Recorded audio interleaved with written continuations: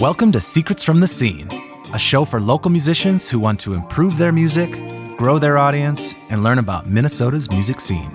If you're interested in talking about all things music related and meeting interesting people from our local community, you're in the right place.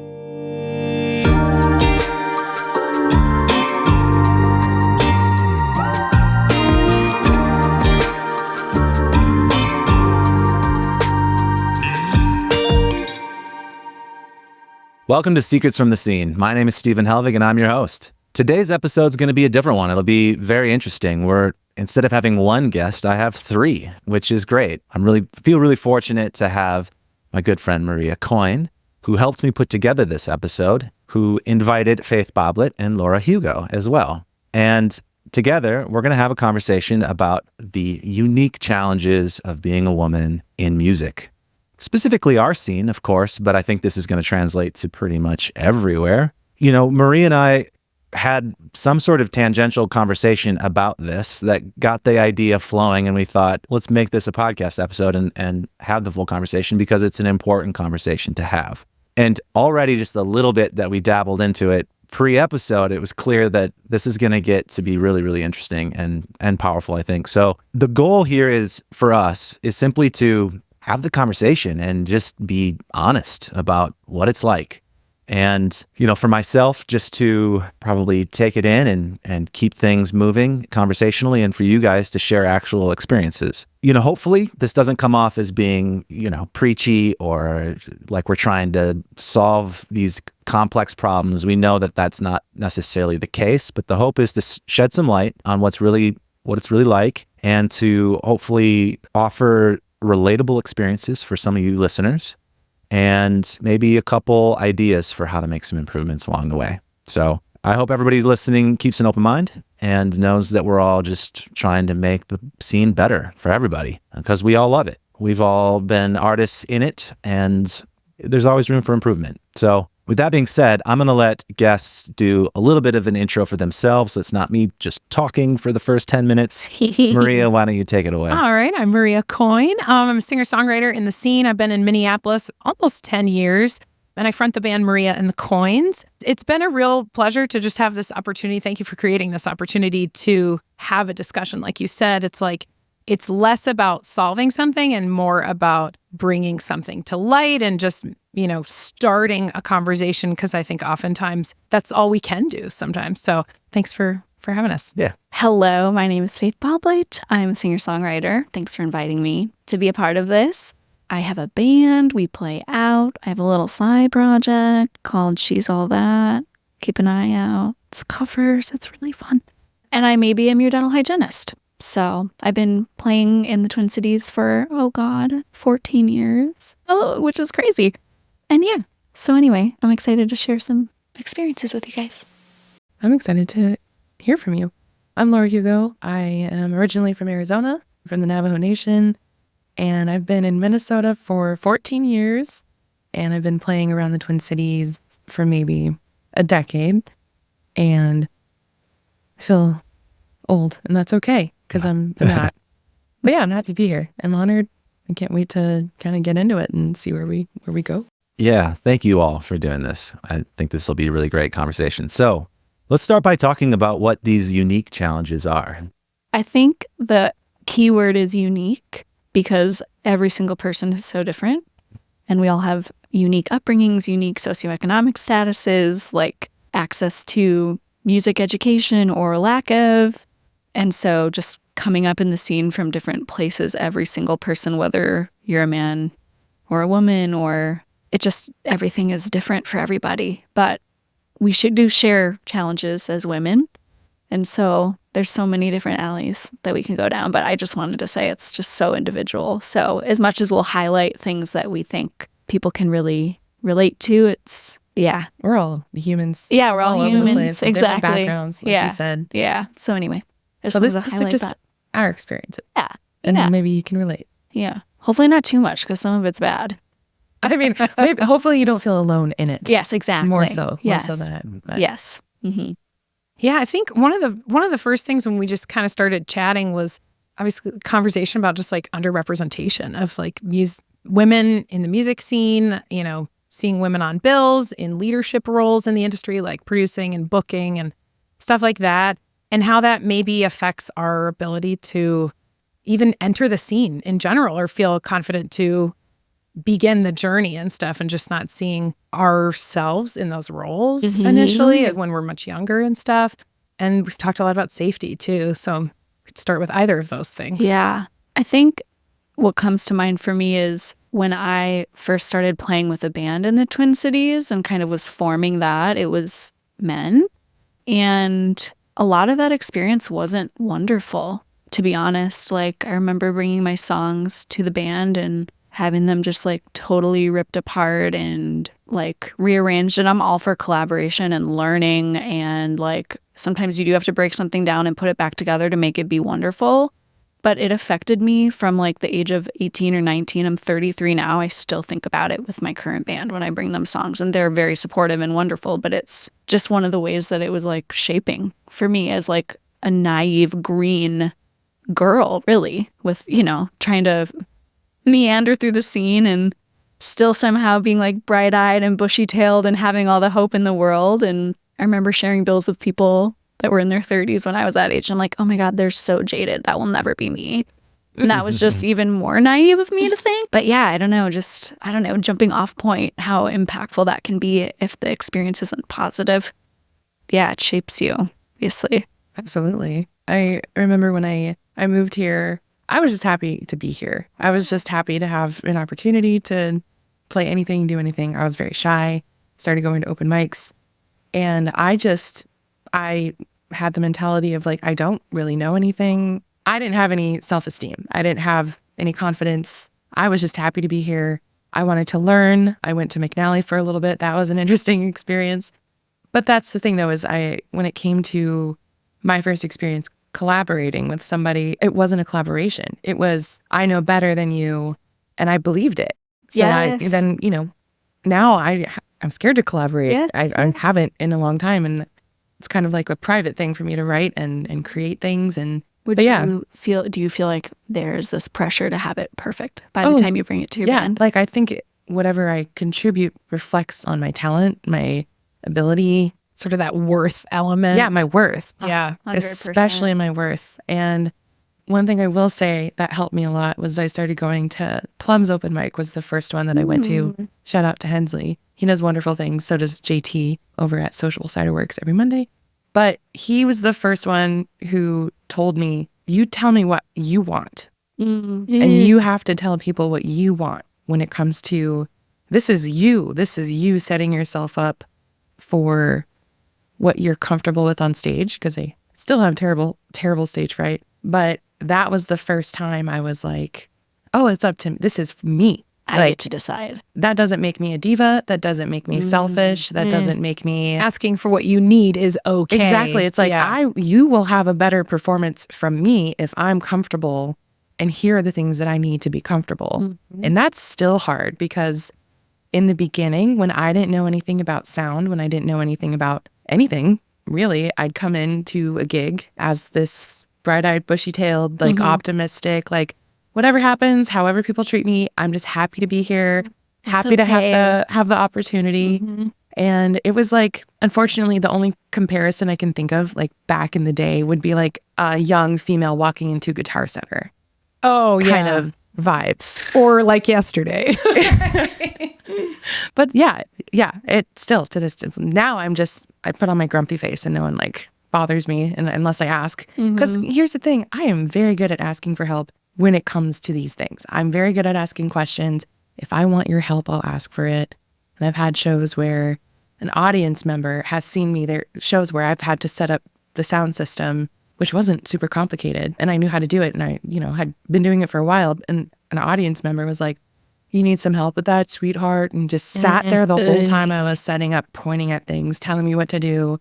And finally, I turned around, and this is the first time I feel like I had any confidence. I was like, "Well, do you want to do it then?" And he was like, "No." I was like, "What? Come on, you can. I would love for you to do it. You do it. I'll go grab a beer. That'd be great." Like, yeah, I did. And he did. He went up there and he got confused. And then he was like, he didn't say he was sorry. He was just like, you did it right. Good job or whatever. Well, it's like the audacity of, and I think the assumption that we know less. And Yes. it puts us in a position to then, when I need to ask a question, not feeling like I can because I'm trying to already sell that I know everything because I know the assumptions that I know nothing when I walk into this, situation. And that dynamic that's established of just like, oh, let me tell you.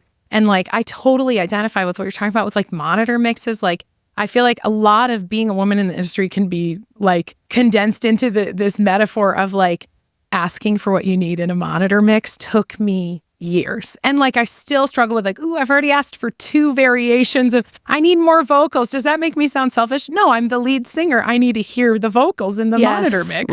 Right. And getting to a point where I felt, comfortable enough asking because I realized that it was like the only person that really loses here when I don't speak up is myself. I don't perform as well. I don't bring the show. I feel crappy afterwards. I don't feel good about myself. And getting to a point where, you feel confident and stuff. And then also having those experiences that are positive with collaboration or with other people. I mean, I certainly felt that of like, I need to bring something to my band that's like perfect and ready to go that they're going to be impressed by. And I feel very lucky to work with a band that's like, hey, let's collaborate and stuff, but that really builds me up and stuff. Right. And I know that I am in a unique situation to have had that from a starting point with my band and stuff. And I'm really grateful for that because that's not often the situation. I remember going into the first like band thing I ever did was like in college because I was like a theater kid all growing up and stuff. And the first time I was really like in a band was in college and going to this like mixer of like musicians on campus and stuff, but like in the band scene and like looking around and realizing I was literally the only woman in the room of like 45 people and being like, this isn't a coincidence. This is like something that we've almost been conditioned maybe away from doing, of entering this scene and getting involved in this way and stuff. And because I'm the only one of me, I feel like I'm just like this like bright, shiny cotton candy thing that's like popping around. And I really struggled with like, can I still be myself in this scene? Because I feel like I almost have to like play it cool and act like I know what I'm doing and stuff and not get what I need out of situations. God forbid you show up at a gig and have a question. It's as if we have to be a fully formed and realized human being who has no flaws and has all of the knowledge in the world to prove ourselves, to and these are things that happen consistently. Like these things aren't being made up. It's in every industry. In every industry, and I'm sure at the time you were probably like, wow, this is interesting, but I'm sure it wasn't abnormal, Right. Yeah. I feel like a common thread is that there's always these double standards. Like it's just constantly like, you don't know what you're talking about, but then if you do and you demand something, then it's a diva, right? It's like always somewhere between this threading a needle of having it to be perfect. And then I also think that there's a tendency for women to feel a little bit more like a people pleaser in general, for whatever reason, I don't know, but I feel like that happens more often, and where women will try to be the peacemaker in situations. And I think that's because we've been kind of conditioned by which society again is a to do societal thing, yes. Yeah. But and again, coming from all kinds of different places and backgrounds, there's trauma, there's all of the things that are already embedded in you as a human being that you kind of further that and kind of have to extra mask because you want to be polite. You want to be, you don't want to be the diva. You don't want to have a reputation as, oh, she's really hard to work with or, anything like that. But at the same time, there's obviously everybody's starting in different places. Like it's okay to ask questions. It's okay to get your monitor mix right. All these things. So I think a lot of it, it's like, I don't know what the answer to any of that is outside of just do what you have to do and continue that, because more and more women do keep entering the scene. More and more women will be in these positions over time. Right. And I think the more that happens, the more it just gets normalized and becomes easier. And I think the more that anytime I have a conversation with another woman in the scene, there's just this shared experience of like, once I hear from somebody else that they're like, I really struggled to like find my voice with like getting the monitor mix right. I'm like, you know what, I'm a little more empowered to like speak up in that way and stuff. Right. And so just simply sharing the experience is sometimes a way for me to feel empowered to like find the answer to The it, validation. too. Yeah, the that comes from validation. it. Mhm. Yeah, absolutely. Yeah. Let's talk about ageism. God. So sorry. All of us being like, hi, we're in our 30s and we're sorry. Yeah. What? That literally, no, someone, oh, you're 33? Wow, you look really good for 33. I'm like, I haven't heard that yet. the fuck does that mean? That's insane. Who says that? I know. And it's always, well, no, it's not always a dude. I lied. But yeah, it is weird because then you feel suddenly like, oh, I should have been at a different level in my career by now. Mm-hmm. And I think about it all the time. Should I sing it up? Who cares what I have to say? What songs am I writing that are making some difference in the world? It sucks. And then here we are, like, I think about like Charlie Parr and like Jason Isbell and all these dudes. They're not in their 20s and people absolutely love them. Yeah. And that's not to say that there are not women that are older making wonderful music that people love. It just doesn't feel as normalized. And it feels like there's like a expiration date or like a shelf life in a way. Like I'm like, didn't get it done by the time I was whatever age. Yeah. Well, I think looks are just put on women in the industry. Just it's more important. There are plenty of, people that might not be traditionally attractive. There are male artists that are, playing stadiums and stuff. And it's like, I can't say the same for a lot of female artists. Like there is just this pressure of like, is it sexy enough? Is it young enough? Is it beautiful enough? Can you be all of these things and still write songs that change the world? And it's like, we feel it at every level. It's like, obviously the biggest celebrities in the world, they deal with it, and down to this level of, and also sometimes how your looks also impact being taken seriously too. Like there is this weird thing of like, if you look this great, you obviously don't know what you're doing either. Like, what is that? Yeah. I remember that was one of my biggest fears in my 20s when I started playing around town and was kind of getting more courage and confidence to perform. And I was thinking, I gotta hurry this thing up because when I'm 30, like I genuinely believed I would be irrelevant and nobody would want, and it sounds insane now, but at the time it was a very real fear. And I was like, I don't want to be irrelevant. Like I was kind of freaking out all the time. And then honestly, now as also a 33-year-old Pisces, by the way, I'm grateful that I was not, I'm happy to be where I am at my age. Yes. Because I've learned a lot. Mm-hmm. And I'm at an age where I'm finally doing this mostly just to make me happy. And if people can get down with that and participate in the spaces created at shows and stuff, like that's way more satisfying than I'm a plus size woman. Like I'm not the shape that a lot of popular musicians are, like females especially. Mm-hmm. Females, I don't like that word. Women especially. And I as already having not a lot of confidence and being insecure and self-conscious, that was always such a huge thing because I would play bills with people who were the pretty that I wanted to be growing up, and I'd sit there and I'd be like, well, am I worthy? Am I as worthy as this person, Mm-hmm. And now, I still struggle with that, but being in my 30s and doing music, I didn't think I would be like this excited about it. I love to hear that you're so excited about it. You're so talented. Now I'm like, oh my God, 40's approaching. I do say it. I say only 7 years. Yeah. Coming. But ultimately, it sounds crazy and it sounds made up, but it's a real fear that people have and continue to have. Mm-hmm. Well, at 18, I thought, I'm getting old, Yeah. right? Like it was I just wanted to be sort of- discovered when I was, young and out of high school, and I'd have a whole career and I'd have all these albums and I will have gone on all of these tours and then you get to a point where you're like, I haven't done any of those things. Like Right. I don't have an album yet for many reasons. I haven't gone on a tour yet. I'm not where I thought I wanted to be in my music career, but Yeah. it's like, I'm fine. Right. I can still do those things. It's not like I've lost the ability Right. to That's so important. perform and write and get in a car. Like, Yeah. And I it's wish still that the possible. world would promote that narrative more Yeah. often, that every year that goes by, I have the dual thought process of, oh my gosh, is my window closing? And I also go, wow, I feel so much more comfortable in who I am and what I'm making and what I'm putting out in the world. And I find more community every year that goes by, that I'm a part of the scene and things like that.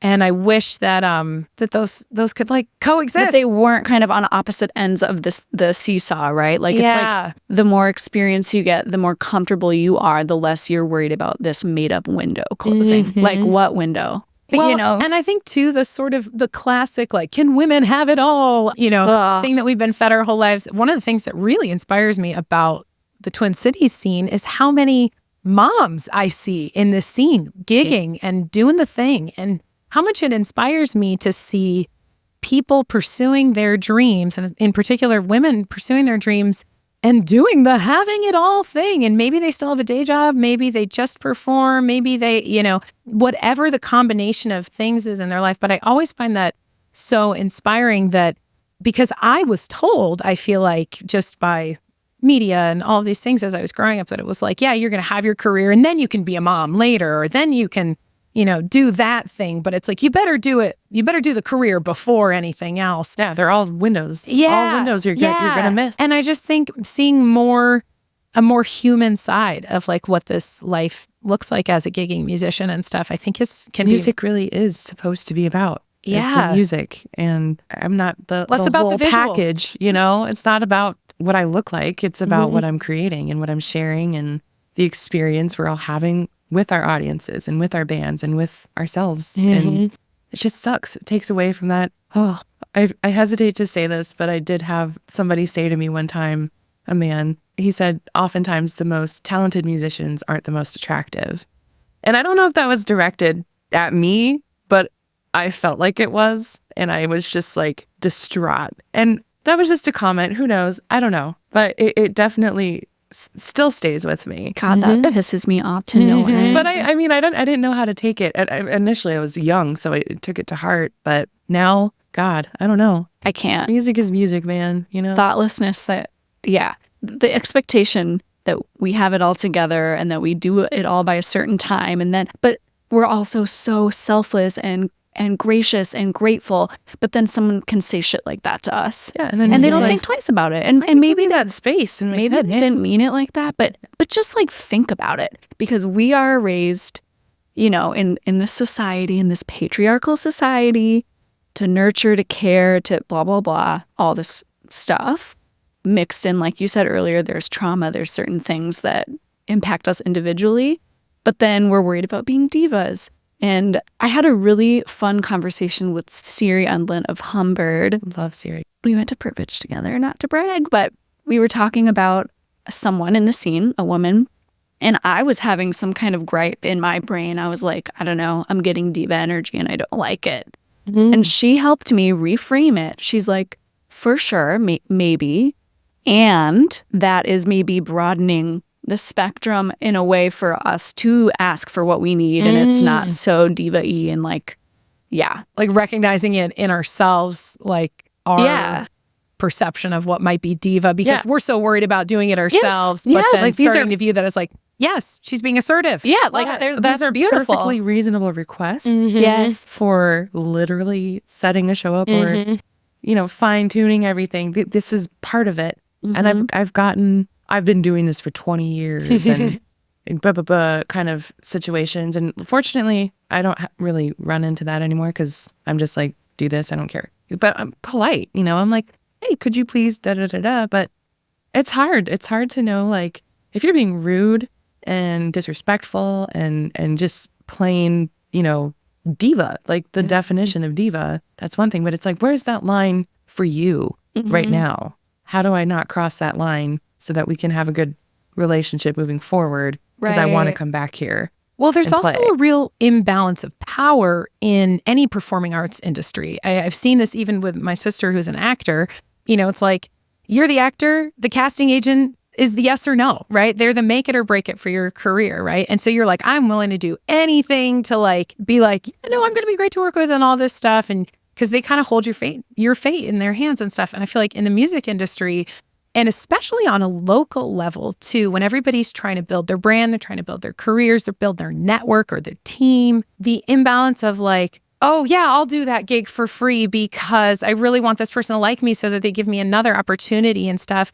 And of course, that goes for any artist, however they identify. But I think for women, we're that much more conditioned to do that like people-pleasing thing. To say yes, okay. And then I'm always have to be reminded to like ask, well, like, why don't you just see if they would pay for it, or they would da-da-da, and like choosing to say no, if not, and not being so worried about like how it's going to affect my, reputation in the scene or, whatever it is, because there is an imbalance of power when it's like, yeah, there are only so many bookers, producers, studios, teams, all of these things, and trying to play that game and also do what you need for yourself, especially starting out. Definitely. I think a lot of the things that I'm reflecting on are when I, was first starting out, because we were saying earlier, if we had heard these experiences as women upcoming in the industry, it would be like, oh my God, okay, I'm not crazy then. Like this isn't just a me experience. But yeah, a lot of that is just for exposure. I'm just getting started. Like I need to get in with anybody that I can and network as much as I can, and I will do all these shows for free. And then suddenly, most of the shows you're doing are for free. Yep.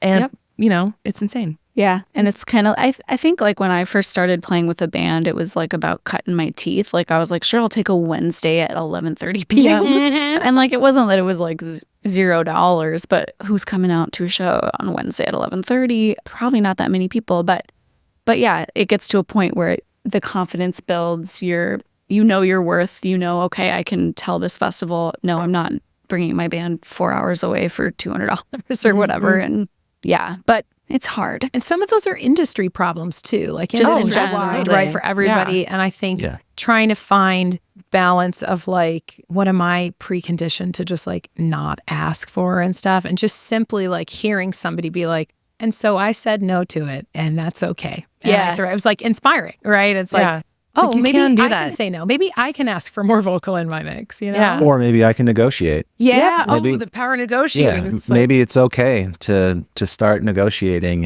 and using some leverage of like, well, I've got a draw and I can ask for more money and that sort of thing. Absolutely. And I do think that a lot of what we're going to talk about today isn't necessarily exclusive to women. Like these are issues that everybody can deal with. I just think that because of some of the societal things, it can be more difficult for women. And because of the double standard thing. Because sometimes I think that it's a two-way street to some extent, like where women just have to start asking and taking a stand so that men will go, oh, okay, I guess that's how it is, Oh, you can do that. Because I've even like, because, obviously not all men are trying to, oh God, no. be a problem of any sort. Absolutely. Like I can think of a time where I've had a really young artist in, she was doing, I think probably her first recordings, like first songs ever. So there's stuff that I'm like, yeah, we can probably make this better and fix this up, and I am a producer, so that's what I do. I'm generally hired to help fix songs. And I would do a couple like, well, have you considered this? Like, this is a little strange. We could do this. And she was just like, nah, don't like it. I was like, oh, okay. And then I was like, oh, we'll move on. And I'd throw out another idea. And no, mine's better. I'm like, love that. Okay. Respect? I know. Kind of disagree, but here's the thing. She was very clear. And ultimately, I was like, okay, she just really wants to do her songs exactly the way they are. She's not really interested in production. And I was kind of like, fine. I don't know if I would recommend it necessarily, but it's her choice ultimately. And she had the courage to just like speak up too. Yeah. And so it's like, at that point I go, well, this is what she wants. So this is what we're going to do. And then, I can reframe and go, all right, well, this is how I can help you get to what you want to do.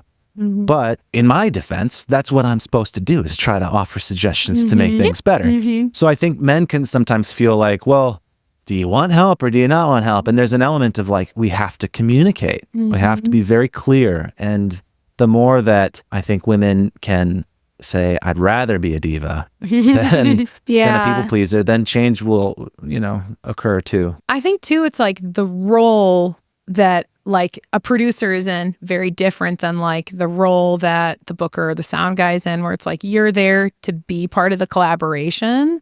And it's like sometimes when it's like the first time like we opened for like a big artist, they had the thing where it was like, yep, they're using their own sound thing, so we're using venue sound. They had asked me if I would like to use my own mic, and I said I really don't care. Like, and they were like, let's use yours, and I was like, okay.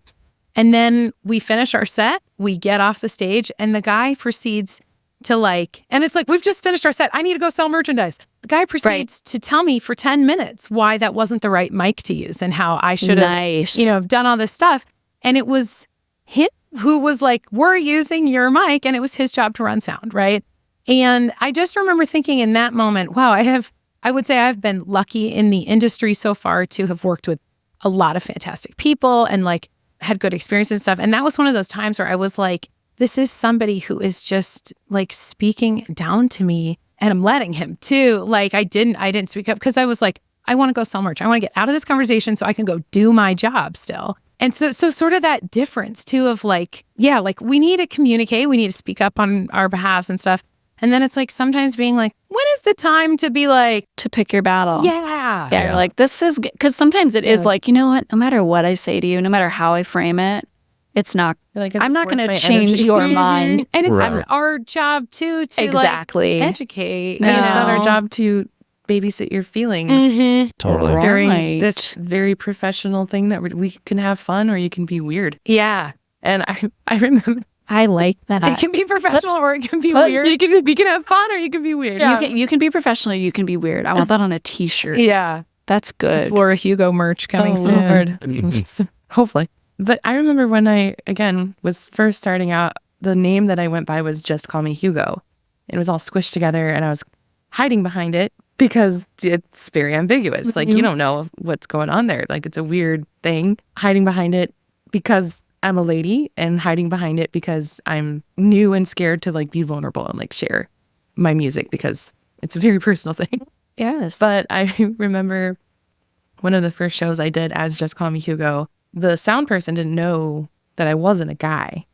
And it was the most, now it's funny, but it was the most like anxiety producing, like horrible experiences. I walk up and I'm like, hi, I'm Laura. And they're like, yeah, how can I help you? And I was like, I'm playing here tonight. And he goes, tonight? Are you sure? And I was like, yeah, I'm Just Call Me Hugo. And I kind of chuckled. I was like, it sounds like a guy name or whatever. And he was shocked. He was absolutely shocked. And it was just like, that shock was shocking. Like, why are you so shocked? Shocked. Like, it could be because he was expecting a dude. It could be like, oh, shoot, I thought you would be like a guy, but that's cool. But it was like, I should be able to calibrate. It was quickly. like a whole like existential experience for this man. Vulcaniption. Well, how about the amount of times you've played with your band and the talk to booker your band. doesn't assume that you are the one in charge, that should be paid out, right? Like the amount of times one of my bandmates had said, talk to her, right? And just the assumption that I am not in charge because I'm either the singer or the woman or the whatever it is, but it's just the flat out assumption that I am not the one in charge. And that happens less to me than it did in the beginning. But yeah, I mean, that is a wildly common thing, I think. Yeah. I'm trying to remember. I feel like that's happened like at sound check. Like, do you need help with your guitar? Mm-hmm. Would you like me to tune your guitar? I've gotten, which now I'd be like, go for it. Yeah, like, actually, that would be great. I've got some other shit to take care of right now. But I was and like, how much are we seeing that phrase to the other members of our band who are that are not women? Yeah, exactly. Because it's like, I'm always here to give somebody the benefit of the doubt. Absolutely. To hope that they're just there to collaborate, do their job, whatever yeah, maybe it is. someone's having a bad day. And sometimes that happens. And sometimes cases that it's like, they've been conditioned to believe that we're less capable. And that's the thing, I think, just to point out, like, I saw someone out last night and they asked, how's your record coming? Is it man-hating? And I was like, well, probably, yeah. Anyway, but that's not the point of this, right? Like, this isn't to be like, men, you suck. It's stop playing music. Yeah, get out. Give us more. Leave because we're better. It's hey, let's all open our eyes and be mindful about how we. Yeah, let's just and normalize. How can we make it more about the music and less about everything else? We shouldn't have to think that hard. Like, we should normalize. We shouldn't have to think so hard about finding the female or not male-led band for a diverse bill. Like, it shouldn't be that hard to be like, oh, Yeah, who should we get on this one? I know this one girl. And I was that person for a while, which, again, it was like, I'm happy to be here. I'm happy to be on the show. I'm the diversity hire, the woman and the Native American, like, which is like, cool. I'm proud of that. But also it got weird. It just got weird sometimes. And it's just and that's awesome. Like, maybe not everyone's fault. Again, we're conditioned. Societal things It's a lot of have systemic conditioned issues. us over years and years and years. People in the music industry are of all ages. You have, older people, you have people our age and people younger than us. But overall, it's a conditioned thing. We live in the society we live in. We've been raised the way we've been raised, but it has to be a conscious choice to like be better. But we wish it didn't have to be. Yeah. Like, and it should just be easy. You should just be like, oh, I've got like 50,000 people. I'm just kidding. 50 people that I can think of that are talented, worthy people to be on this bill with me. And, and sometimes it just works out that way. And it's not always, oh, it's going to be all men and women suck. And it's not, it just happens that way. And a lot of stuff that happens is unintentional, right? Yeah. But it's like, that doesn't make it okay. Right. either. Absolutely. Doesn't And trying to find that line where we go, how can we, as both a local scene, but just on a broader level, how can we even the scales a little bit? How can we get more people, more representation in these roles? Like one of the things we kind of started talking about, like, for the episode was just like, we're sort of sharing our experiences of like growing up and like what kind of things was I as a little girl encouraged to go for? Like, there's probably a reason that at 20, when I'm entering this, band mixer on campus, that I am the only woman. That's not a coincidence. It's like, how can we encourage more young women to be in these roles that are so often male dominated? And how do we find that representation so that like people growing up are like, oh, I could be a booker. I could be a sound lady. It's not even a question. It's not even a question anymore of like, just normalize it. It's a job that you're capable of doing. And it shouldn't be there is a female booker, a woman booker or anything. Like, it should just be incredible. But it should just be like a normal thing. We're human beings. Yeah. And it's a job to do, and we're perfectly capable of doing the job. And that's obviously, we're working toward that direction. Then it's not going to happen overnight. But it's like, everyone can just think about it a little bit more. Yeah. I agree. We are working towards that. I think we see more women in a lot of these roles. And I think the access to technology being easier now, you'll see a lot more women become producers. I don't really understand why there's so few women engineer and producers. Outside of that, just there's not a lot of jobs already in that part of the industry, and just people wanting to hire people that are like them, and just that standard of going, this is comfortable and I know this person well and this person's like me, so I'll keep passing jobs down to this person. But there's also the issue of safety in some of those roles. I'm sure that plays a part. I think safety is a big thing just in the industry. Just, I mean, in terms of like you say, it's like keeping people in and out of rooms. It's like sometimes it's the choice because it's not a safe place to be, unfortunately. The amount of times, hey, want to come work on a song, that turns into not working on a song, in my experience, many times. It's really not cool. That's icky. It's really icky. Yeah. It's so icky. And that's the thing, though. It's like, we're not these damsels in distress. Like, we're not just, oh my gosh, I can't walk. But I fear that certain keywords that we're using are going to trigger people into thinking we hate men, and that this is encouraged to silence men and to, there are going to be those people. And this is about everyone who's not a man. The history of the world has been favoring men and people who identify as men. And that's just how it is. And unless you're, a not man, it's hard to understand that. And these are very serious and genuine things. This isn't just a wah wah boo hoo, I had a bad time one time. It's like, the reason we're talking about it so much is because it's a thing. Yeah. And when it comes to even gigs I play a lot of solo gigs. And I freak out. Sometimes parking is farther away. Sometimes I'm walking in the middle of the night downtown with my guitar, and I'm just preparing myself mentally for when somebody tries to mess with me. Or for when. Or the weird cat call of it's a woman with an instrument. Like, hey, baby, play me a song. Do you know how to play that? Are you just carrying that, or do you know how to play that? And play me a song. Or, they're genuine fears. And certain bad experiences just make people throw their hands up in the air and quit. And unfortunately, many women in the scene have traumatic experiences and dangerous experiences because of certain rooms they've been in, certain situations they've been in, that therefore discourages more women from being a part of the scene. Is it worth it? Is it worth me putting myself out there? We're literally putting ourselves out there. We're, it's a literal question of safety. Yeah. And especially if you consider the environment in which a lot of live music takes place.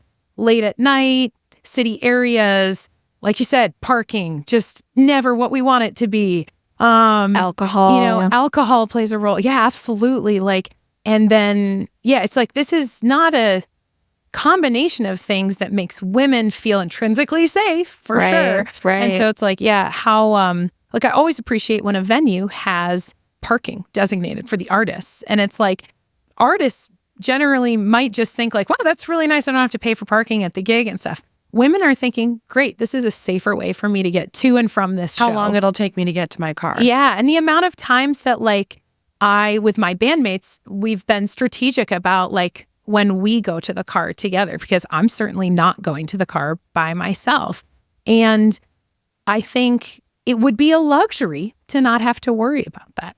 But unfortunately, that is not the case. And there are fantastic, people in the scene and things that make the scene safer, or I've had plenty of people offer to walk me to my car before. There are plenty of amazing... I've had some venues with people, some of the security, and it's huge. They're kind of hesitant, I don't want to offend you, right? But, if you would I would love to walk. And I'm like, I would love that. Thank you. Yeah. I just don't want to worry about it. I had a great show. I don't want that anxiety. I just want to go to my car and go home and go to sleep and not think about it. Well, and how many times have we all been selling our own merchandise and some, older gentleman comes up and just totally harasses us while we're trying to do our jobs and trying to get that merch sold and move that merch. The amount of times that I've had to, a band member of mine has had to be like, all right, sir, we'll see you at the next show. Thanks for coming, or whatever it is. Appreciate or maybe don't come to the next show, sir. But the amount of times that we've been put in a position where it's no hasn't been enough. And that can escalate, obviously, very quickly. But it's what can venues do to be safer spaces? Is this a more security? Is it, it's because it's sad that it's can't just go to the merch table and just assume that everybody coming up to talk to me is buying a t-shirt. And that they're safe people, that they're people who are good, well-intentioned people, which fortunately, most of the time, but there are because always... you're representing your artistry, your brand, I'm less inclined to be sir, I need you to go away, right? Because I'm how is that going to be perceived? And but it's no, we're talking about safety now. Right. And that's hard to speak up. I think parking is a massive thing. For me, parking, having a designated spot or having, a place that I can safely go to or feel comfortable going to in the dead of the night. Yeah, in the morning. After bar close or whenever the gig's over. Parking, that would be a huge thing because, again, I play a lot of solo shows and I'm just the whole time when I leave the venue, it's I'm screaming internally all the way back to my car. And well, it's interesting too, because I think sometimes we don't want to speak up in those situations because we're I don't want to be I don't want to play that venue because I don't feel safe there. But it was interesting. There's a venue in town that I just don't love to be at for safety reasons. And then recently had another woman in the scene be I had this really terrible experience at this place and da-da-da-da. And I was that's interesting. I've never spoken up about not wanting to play there again for that reason. But now that I'm hearing this from you, it's okay, so maybe we should be sharing these things with each other more and bringing things to light. Holding places accountable too is huge. And a lot of people have suck it up attitude. Get over it. rub some dirt in it. Get over it. This is the real world, baby. Like, Yeah. but Pull it's yourself up by your it bootstraps. is indeed the real world. And it's Yeah. very scary. You're like, right, let me tell you That about is the why real world, actually. I get to ask for things that make me feel safe because I'm terrified all the time. And I've heard a lot of responses to people who aren't men bringing things to light and discussing things and it being like a ugh, like, oh, we're Yeah. talking. here we go again. We're talking like, about parking again. we're gonna get canceled or Right. whatever. Well, Oh It's my like, and that is God. often the attitude. And one of the things that we spoke about before recording tonight of like, how do we facilitate conversations that empower like positive change in our community without alienating the people that really need to hear them, right? And I don't have an answer to that. No. Like just throwing it out there. Yeah. But yeah, how do we create? It's like a catch-22. I think the acknowledgement of it and the conversations about it and being open-minded about it and not thinking we're just a bunch of crybabies out here Yeah. demanding things because Right. we're women, we get what we want. It's just, Well, I know it's that frustrating. I know that you there will be other women that will be appreciative of Abs- just that this is being shared. Yeah, I And would have. there will be men that it will open their eyes of like, oh, I haven't thought of all those things. And yeah, okay, maybe I can help more. And then there'll be people that, that are like, oh, they're complaining. yep, Yeah. Oh, they're gonna I've put never together done- another all women's bill because we can't we're change like, that, but you know, it's a start. I want to keep the conversation moving because there's even more to talk about. Social media, I would like to start. because yeah, Yes, Faith. that's a big one. Take it away. I think social media has become such an important part of like branding and obviously like sharing your life. You're like, I think if you're smart, well, I don't want to label it that way. Sometimes I'm just a little too on there and I share everything about my life, which maybe is good, maybe it's bad, maybe it's in between. But then I think people become entitled to knowing about your life and knowing about your music and being able to message you and say things or like, I don't know, like, no offense, guys, but like, I don't want you to come to my show and then like ask me out in a DM afterwards. Like, that makes me uncomfortable. And I'm sorry if that offends you, but like, fuck off. Well, it makes you feel like the bright and shiny thing. It Yeah. makes you feel like a toy rather than a human when it's like, Or an artist. It's like, you don't care about that. You have something else that you want from me and you think that you get to have it, kind of. and does it make you feel like almost diminished in your artistry? Because Yes. it's like what you've done is like put yourself out in a very vulnerable way to be an Right. artist, right? And then to have that met with like just being hit on in a sloppy way that has nothing to do with honoring your talent, your artistry, your intellect.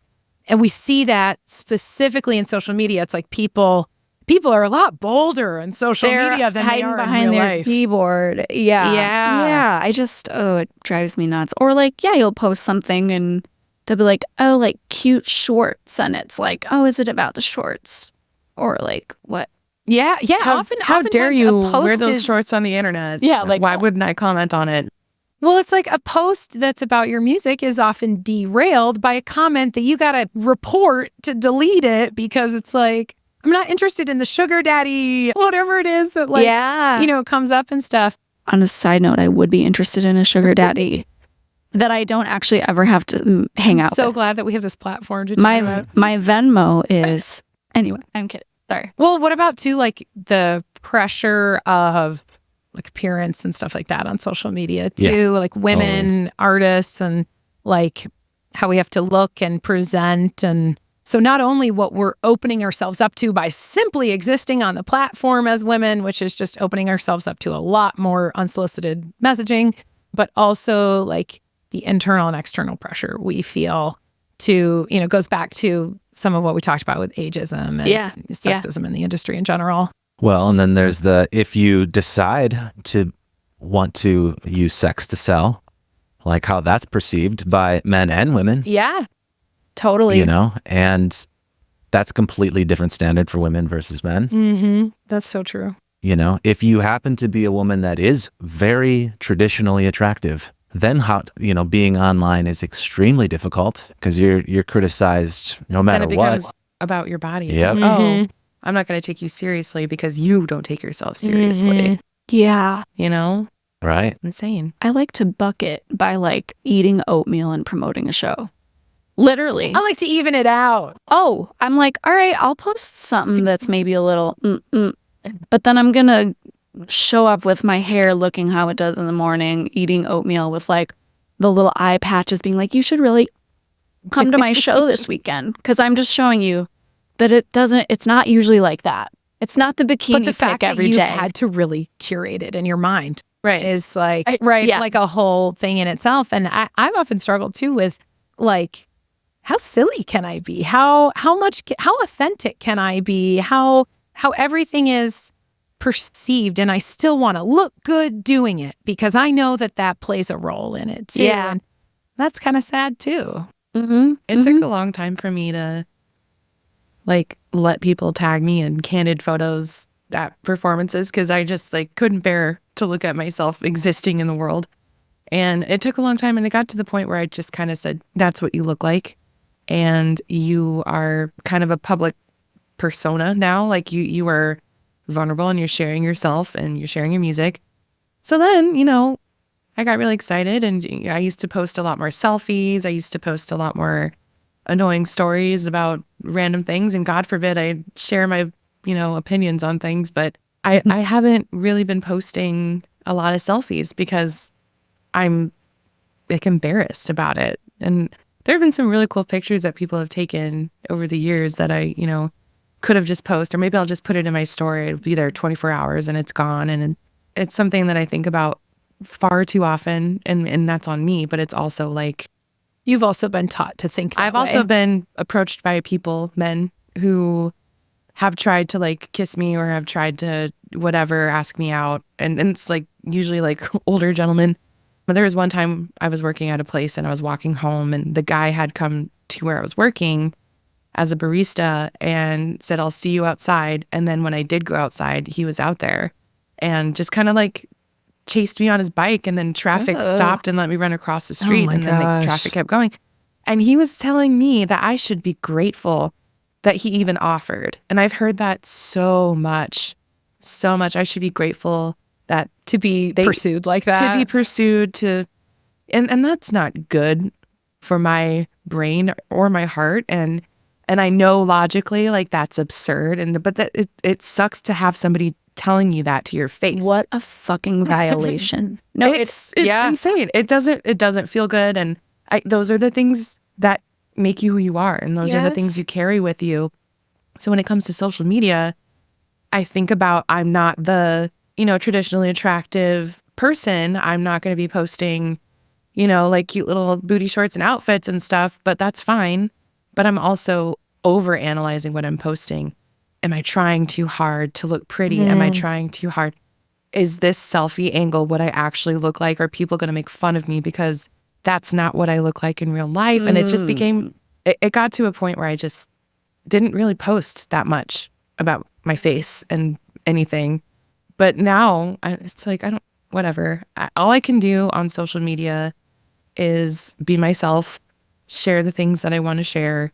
I will lose followers when I post certain things, and it blows my mind. And I'm like, all right, well, we didn't need them anyway. Right. Yeah. That's weird. Goodbye. But yeah, it's such I haven't had like the DMs, like people sliding into my DMs. I've had people who have come to shows who send me memes constantly. And I'm like, I don't know who you are. Like, stop messaging me like 10 times a day, or whatever. And it's ultimately just like an invasion of privacy. These are the things you choose to share. And I think sometimes when people see that you're an artist, or it's like, this is my business page, basically, let's say, right? I think they feel a sense of, well, you put yourself out there, so I can do this. Yes, You it's gave me entitlement. access. Yeah. I have a right to access you. I know where you're going to be on this day at this time, essentially, which is freaky because it's like, of course, we're going to promote these shows, but they know where we are. Like, they'll show up. And they do. And it's freaky. And they're like, do you remember me? Yeah, I fucking remember you.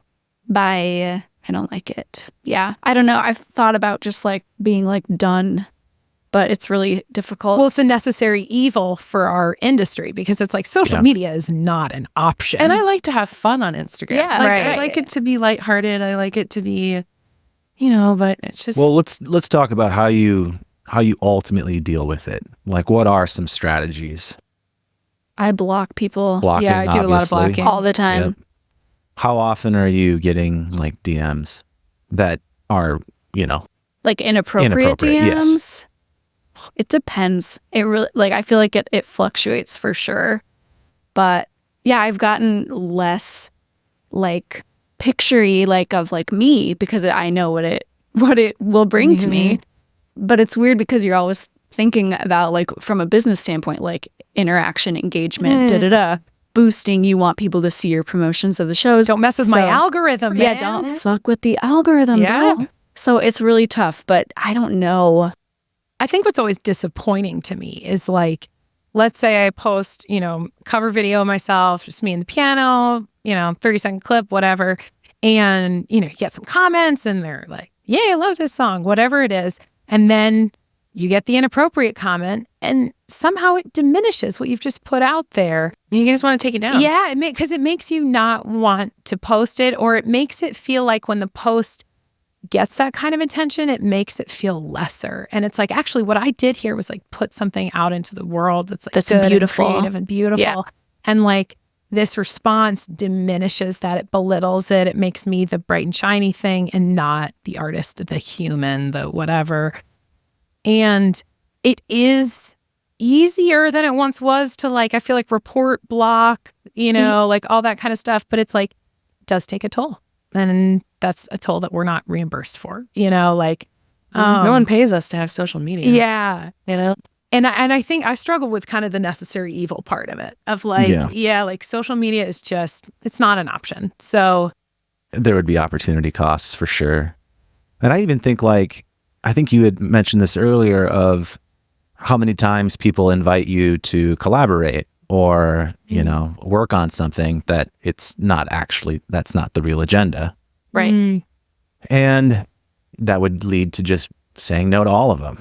Right. Yes. I went through back when I was doing more sync stuff and we did some collabs where I was reaching out to more and more people like, hey, I need more singers and stuff like that. And it was very hard to get any female to respond to a DM so at very all. wary of being solicited. Yeah. I am not like, surprised. is this real? Yeah. Yeah. And it right away I was kind of like, man, I can't. And then eventually I was like, I think I know why. And Right. it's like, well, unless I have a direct email or something like that, I just can't send a DM. Yeah. Like, it's not going to work. That is so interesting because it's like, so like my work as a voice teacher and a coach, like I don't have any kind of like address and phone number on my like voice teaching website as like a safety measure, even though I do sometimes teach from my home. But when I get, inquiries for lessons and stuff, I'm so much more wary of, where it's coming from and stuff. And it's like, it's just something that like we have to be mindful of and stuff. But then it's like, yeah, what are the opportunities that are lost when like the good guys, like a Steven comes out and is like, hey, let's collab on a song. And it's like,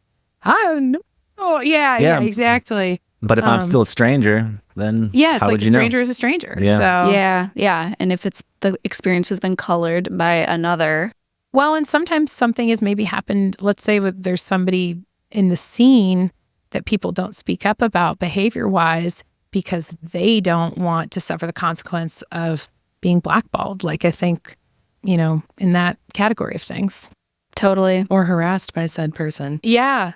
Yeah. And then it's like, you don't go to that room, go to that show, aren't on that bill because you don't want to see that person. But you also don't want to speak up about who it is because, of course, there's always fear of belief and like, being validated, but also being like, well, they're big in the scene, so I don't want to step on any toes because I sit still and want watch the them opportunities. be around your friends and collaborators and fellow musicians just coexisting as if.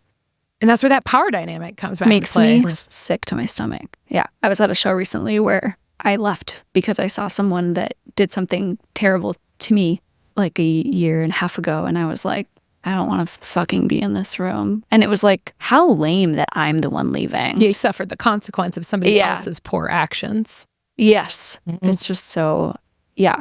And it's like, this could probably be a whole episode on its own. Like the idea of cancel culture and all that. Like, I don't know like where that lies anymore. Like I don't know how I think about it, to be completely honest. I honestly don't let myself engage too much mentally because it's exhausting. But I don't know, like to me, it feels like in that particular situation, it was like, yeah, I probably could like cancel this person, but that's not like who I want to be. And ultimately, it's not even that it's not who I want to be. That's not what I want to be known for. That's what they're going to focus on. Yeah. They're not going to focus on you as a musician or your creativity and your shows and your music. It's going to be, oh, she's the one who said X, Y, Z about blah, blah, blah. This person did this to her. And it's just it's like you become the whistleblower, not the like artist who spoke up. And then it's an identifier that maybe you don't necessarily want, because then it's like, it's for some people, and in my situation, it's literally trauma. That takes over everything. Yeah. That is the thing that's the focus in your life, which makes it more prominent in your life. Do you guys remember a group on Facebook years ago that was like, I don't know if you know this existed. I think it still exists. Does it still exist? I'm like, it was a pretty hip happening group on Facebook for a while that was basically, you know, like femme, queer, non-binary women, you know, just like any non-male identifying members were allowed. And it was a place ideally to kind of speak up and also ask questions. Like originally, I think it was supposed to be kind of more a resource that was like, hey, I'm looking for producers. Has anybody worked with somebody they've had a positive experience with? You know, like, and a place to ask those questions that, like, going way back earlier today, like of like sometimes not feeling like you even have the place to ask the question because you're trying to put on this front. But that group ended up having quite a bit of like traction with like, unfortunately, like needing to speak up about predators in the scene and all these things and stuff. And then I feel like it maybe lost some traction too, because then people start being like, they don't really want people to speak up because now that's their friend or that's their whatever. That I think I'm still part of the group, but maybe I don't get the notifications anymore. But so I don't really know what it's up to. But I think it's definitely gone back to a little bit more back resource sharing. Yeah, like, hey, I'm looking for a drummer. Yeah, like, anybody want to be a part? Called? I think it's supposed to be a safe space. Yes. Yeah. People who might be the topic of conversation find out and try to like fake their way into it. Group? It is a private group, but that's fake right. Their way into it. Yeah, they might fake their way into it just to get the hot goss or whatever they want to call it. Yeah. But yeah. I've seen a lot of interesting interactions in that group. Ultimately, it's a place of like, hey, am I the only one who's experiencing and this? It's good to have places like that, like and where more opportunities for that to exist, like beyond and community. Yeah, finding community within ourselves, honestly. Because I feel like I have a few friends that are men in the scene that specifically have like really gone to bat for me, like with that particular situation I mentioned earlier, and had a conversation with this person and said, please, like, avoid Faith, and she doesn't want to speak with you, blah, blah, blah. Like, this band you were part of, like, you're taking a break from it because this isn't cool. And so, like, that's amazing. But yeah, it's not always the case, right? That people will do that. So, but I hope that people maybe that hear this, right, that aren't women or whatever, that are men is what I mean, would maybe like understand that this is something that like happens to so many people. And if you can like be a supportive, safe space for your non-men friends that have gone through something like this, and have those hard conversations maybe with the person, like if, you know, just to be like, hey, stay away. Yeah. And again, we're not. And there are so many allies within the music community, right? Like there are, I do feel like so many good men that I've worked with. It's taken me a long time to find them. And now, fortunately, I'm surrounded by incredible men. Yeah. But that's the thing, is historically, there's no doubt that historically things have benefited men more than anyone. Particularly, we won't go that far, but particularly white men. Particularly white men. Let's call it. And that's not to say, how dare you be a white man? Like, you know, a lot of people get triggered and hurt and upset by that. It's like, just acknowledge that historically that is how it has been, and it has taken an insane amount of time for us to come out of that in general. Like we still don't have equal pay. We still don't have, and it's just like, that doesn't make sense. Like there's nothing you can say that will justify that. So when it comes to this conversation, I'm really happy that I get to be a participant in this, because I just want to find the right words. It's like, what words do I need to say for you to not be offended and for you to just be like, yeah, To listen. yeah, that's the thing. Like, I acknowledge your experience. Yeah. And it's not saying this has been easy for everybody who's Who's not a woman or whatever. Yeah. These are real experiences, and it's a factual thing. The best thing we can do is just simply have a conversation. That's all. I mean, Bring it to light. I mean, because I know it's like, even when you and I talked about the idea of, having an episode like this, we were both like, I have reservations about this because no matter what, you're falling into like a controversial territory. And absolutely. But I think, especially like as I've gotten older and more confident in the scene and stuff, I think I'm more willing to risk speaking up for like what I believe is, needs to be spoken up about. I have been terrified to have a conversation like this Yeah. that will be publicly documented. Exactly. Because no matter what, there are going to be some people who are going to rip it apart, and that's whatever. It's their prerogative. The goal here is that hopefully more women talk to each other. Mm-hmm. And, I loved the idea that you were getting people together and talking about specific experiences about even just how to communicate or which venues are safe or which producers you like to work with or whatever. I think that is a really great starting point. That should be happening more and more. And I encourage more artists to reach out. If you are a woman that's new to the scene, like, try to connect with more women. And I've never had a woman in the scene not agree to get coffee with me, right? Like, there is such a spirit of, talk about something really positive in the scene. I think there is such a spirit of like women helping women in the scene, camaraderie. And just anytime I've been asked to get coffee or I asked to get coffee with somebody, I've just seen such a beautiful like sharing of experience, sharing of resources. And just women are so good at pumping each other up too, right? Yeah. I was almost like going to suggest like, Stephen, let us do each other's bios because I bet we'll sell each other, much better than we can talk about ourselves, right? Oh my gosh, we would be way more animated. Right, yeah. Oh, let me tell you. So cool. Let me tell you. But I think that is a really positive thing in our Twin Cities community, at least, that, so many wonderful female artists that I've like got to work with are just absolute like wonderful humans, wonderful artists, and willing to share and collaborate. I think too, just like in the past, like growing up, you see like, I don't know about y'all, but big Christina Aguilera fan, but who was pitted against each other in like magazines. It's like what you saw, it's what you were conditioned to do is like be in competition with each other. And none of it was real. None of it's real. Yeah. It's like weird propaganda that I was like super into. Yes. But I do think like, as I've gotten older and like we've done some of these like Shania tributes and the Dolly show, it's like never have I had like a more fun time. Yeah. It's like than like cheering from the sideline while y'all are crushing it. I was so excited to be invited to be part of that because I had, seen, I didn't get to go to the first couple, but I was just, oh my gosh, it made me feel, because all of these women I was obsessed with that I just celebrated individually, and it was so much fun to be a part of that. I think you and I actually had a conversation in the green room last Shania night where you and I go, can you believe we got asked to do this? I love all these artists so much. What an absolute honor to share the stage with them. And the spirit of nights like that where it's like, let's celebrate each other. Maybe more of that stuff. Yeah, why not? definitely. Yeah. More Shania for sure, right? Oh, always. And I'll say just, I know you guys weren't a part of that first night. I wish you would have been. The very first one in 2019. It was so fun. But there was a really magical moment at the rehearsal where it was like pretty much everybody was there at the same time. And I remember Amber or May Simpson was like doing her song. And I was like, okay. Like in like oh my God. Yeah. Wow. And then I was like sitting on the floor, like singing my song.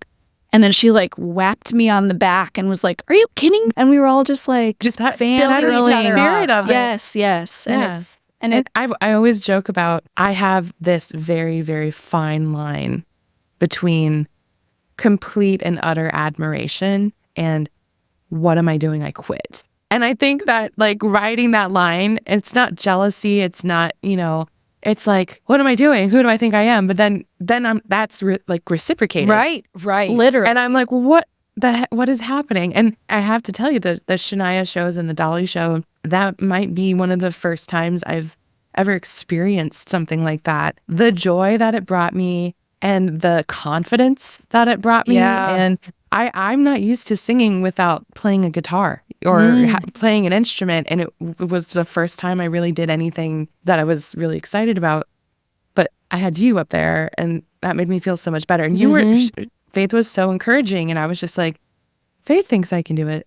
But yeah, that I loved that. And I had never experienced that before. And it felt like I went on some sort of magical goddess retreat or something where I was like, how am I part of this? Like, how can we create more spaces like that throughout the year? Yeah, especially, bring it around an event, but then encourage more of that conversation. Because I think the more that happens, the faster progress is made. Absolutely. I have another point that I sort of want to try to sneak into this episode before we get down, because obviously the sexes are still going to intermingle and some of those collaborations will be great. We made a record together and it was awesome. It was fantastic. Obviously, we want that to continue to happen as more women enter the industry, that it's not just women working with women and men working with men. Exactly. That's not the goal either. Right. Yeah. Not to just completely. So it's obviously going to stay intermingled. And another obvious thing is that a lot of people are looking for their partners and are going to be sexually attracted to somebody that's also good at what they love. It's right? interesting. All that's natural. Of course it would be. That if you're a male musician and you see a female musician up there crushing, that you're like, ooh, I want her to notice me and I want to impress her or whatever. But the thing is, the way is, if you want to absolutely blow it and have it never work, then do things like say, can I tune your guitar? Do you need some help with that in some sort of condescending way? I think that is generally referred to as does that negging. work for you? I don't know. Yeah, I know. Has that Negging. ever worked for somebody? Like, well, It's like they talked down to me emotionally- at a gig and I thought I'd marry him, I I thought, was just like, you know what? This man's Why going to not? take care of me. Right. Yeah. I think there's a reason I've been single for like almost 6 years. Yeah. So trying to be somehow emotionally manipulative is generally a losing strategy. Just know that. It's educational purposes. And if you are serious as a musician or a producer or somebody in the industry, and you do genuinely like somebody and you are flirting with them or whatever, if it's in the capacity of doing their job or your job, it's probably not the right time. It's workplace rules. Yeah. Right? Like, HR. this is a huge gray area, so I can't say this is exactly how you got to do it. But the point is especially if you're the one being hired to do something, in that case, absolutely not. But be transparent about what you're doing and pick the right time. It's not when they're playing a show. Yeah, don't wait until you're kind of That's forcing them to be in. never going to work. And also sort of like, and if it doesn't work, don't hold it against them either. And don't put anybody in a position where they feel like they're going to suffer negative consequence by not reciprocating. Right. Yeah. Like, And then having to be like fearful of encountering said person for the sake Right. of like, But for instance, we're going to have, there's already 1 million home studios and home engineers and home producers, right? And so you're going to have even more collaborations every year, right? And so if your intention is to invite somebody over, ultimately to try to either flirt or hook up or whatever, like you're probably not going to get the end result that you're looking for here. So in order for the scene to stay healthy, like those things need to be genuine in the sense that like because there might be both things might be true ultimately, that you do like them and want to collaborate, but you also like them more than that, right? I can see that being very natural and very common at the same time, but don't mix those things. It's not fair to the person you're asking, and it will only backfire. yeah. It's okay. You can collaborate, but then after that's done, then you ask somebody out on a date. Right. You know, like, first be- of all, yeah, like, be transparent. Yeah. Be like a solid human. And also like, because our industry is so informal and abnormal in terms of like workplace environment, it's like, yeah, we are often in each other's homes to rehearse for shows or out at bars late at 2 a.m. or, we're often put in situations that are not HR friendly. workplaces, but treat your profession with the same level of professionalism that you would if you were working in an office culture. And you know what? That's attractive. Yeah. Yeah. And also note Respect. to, places like venues and all these things, HR departments, be in existence, step up so that if there are inappropriate things that happen, there's somebody to help aid the situation rather than just being like, nobody's liable. Like, Yeah. And this is to every musician. yeah. Just like act well and like be smart. And like, I feel like it takes way less effort and energy to just be respectful and professional until it is indicated by yourself or the other person outside of a professional setting that maybe we are flirting. Let's, but I think it shouldn't be that hard to be a respectful human, Right. Right. And like, how many fire emojis will you reply to the Instagram story? things that aren't working for people, unsolicited DMs, waiting for them outside the venue, speaking down to them. Yeah, these are listen, these are You not got a dating list of tactics. things not to do. We all deserve some basic human respect. And it takes so much effort to be a weirdo. Like in I the think for creepy people way. like us, it takes a lot of. Well, I mean, I'm very weird, I'm a weird person. but like to like go to like not be like, Yeah, 'cause I'm kind, like, respectful, considerate. I don't know if you're flirting with me. It's like Yeah. I can't read that certain thing, but I'm awkward and I'm weird, but not like I'm gonna wait for you outside or anything like that. It's just If like someone said that to me, I'd be like, actually, I don't know what I would do. I like to think that I'd be like, no, you're not. But I'm kind of passive. So maybe I'd be I'm like, gonna have to go. where outside. will you be waiting for me? Because I'm going to go out a different way. But I think at the end of the day, there is a way to, I think you're right. The inevitability that like mutual attraction happens in the scene. It's like, yeah, we're all passionate about the same thing. So that's going to happen. But the way to go about it is work and dating life is dating life. And it's like, don't put people in a position where those things are compromised. And especially if it's not reciprocated, don't Freaking take a yeah, hit, man. just don't be mad. Yeah, don't make it You're a not thing. entitled to anybody else's time or body or whatever. Just like respect it. And if you're an Aries bass player, please stay away from me. Just kidding. Kind of. Don't be a creep. Just don't be creepy. Yeah, in general, don't try to offer any sort of help or service in exchange for something else. Right. Like, you got to just be professional and say what it is. Well, and I think that's where like there is kind of an interesting line of like, actually, the night I met my husband was at a show and he did offer to like walk me to my car. And at this point now, this is a different situation because he was a mutual friend of somebody that, I trusted and all this stuff. But all of this is to say, you can obviously cut this part out.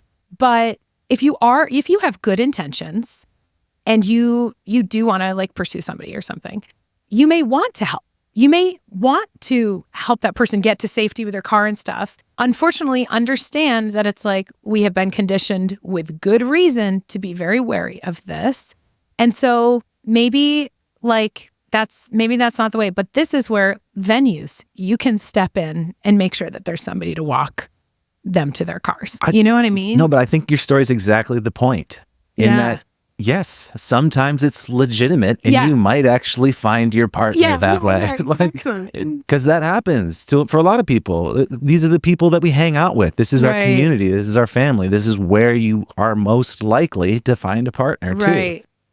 Trying to find my last partner, my ex. But the point is that there's certain things you can say, because there's a huge gray area. That's all I'm saying. But there are certain things that are just straight up never going to work or wrong. And there's too much of that. Yeah. Okay. And it's okay to still interact and it's still okay to do those things. But if you are in the professional side, the industry side, no, it's not. Yeah. Like that's a great distinction. That's where you have to say no. And if you're just a fan and you're, Faith gets off stage and you want to go flirt, like, don't be mad if you're dismissed. I acknowledge it's all a gray area. It's just, be respectful and transparent. That's, I think, the best you can hope for. That's a great rule of thumb. I think, and I liked what you said, just don't, or well, I don't know if you said it explicitly this way, but just like, don't assume that reciprocation will be there if that's what you're interested Like, let's remove all assumptions. Yeah. In this capacity. Just, I don't know, be a person. assumptions and entitlement. but probably assume that women are getting a lot of whatever you're throwing out there too. Yes. So given that, if you put yourself in their shoes, understand how easy it's going to be ignored or rejected or whatever, because they have to deal with this at a much, much higher rate. I'm not going to get any DMs from anybody, like it's not happening. So it's like, and I think men sometimes don't really think that through. They don't really think about it that way. And Right. so, Maybe they're just shooting their shot. Yeah. And that's okay. Fine. At the end of the day, just be respectful, be, transparent. It's just funny. It seems like these things should be so basic, but Yeah. like some people just need that refresher. Shouldn't have to be said, but here it is. But we'll say it. well, this has been a great conversation. Have we missed anything that we need to bring up before we wrap this up? If you're a young woman listening to this episode, we hope that you're not discouraged by us sharing. Our hope is that by having conversations, we empower each other and we empower the younger generation to become a part of this scene, because so much happens when representation is just increased. So bringing things to light. And I just feel like if there are any, younger women listening to this episode today, it's like, pick up the bass, pick up the drums, start, download Logic, do the things that maybe you haven't been encouraged to do, but enter the scene and Just go for it. Yeah, just go for it and know that you can learn along the way and speak up as you go. And there's no other option. You will learn along the way. how it works. Yeah. And because not to go down another rabbit hole, but you think about when we all started writing music and how different success looked, right? Social media wasn't a thing, and right? Oh my, so right, MySpace. Oh my God, how dare I? But yeah, it's redefining success and finding your way with that. Because I think as a woman, especially with a lot of the stuff we've talked about, ageism and sexism and things like that, it's sometimes you do have to reframe it. Being an artist is already such a vulnerable activity. And then being an artist in a subgroup that's not as well represented, and that goes for, any minority of any kind. I don't know if that's the way to say that, but being an artist is already a vulnerable activity, but let's create a safer space for people to create beautiful art. Space for people who aren't men and don't identify as men. And people are doing it. Women are doing it and know that they're out there, they're having these conversations, and the number's growing. Yeah. And also one thing I would have loved to hear as a young woman myself is your 30s aren't terrible. You're not irrelevant. You can still be happy. You can still pursue your dream. Who cares what you look like? You're perfect. Make your art the way that you are. You're creative. You're intelligent. I wished I would have saved a lot of, years of trying to lose weight and trying to look a certain way and destroying my body in the process. And you don't have to wait till you're 33 to get figure that out. Yeah. And I do have a lot of faith in this. Faith.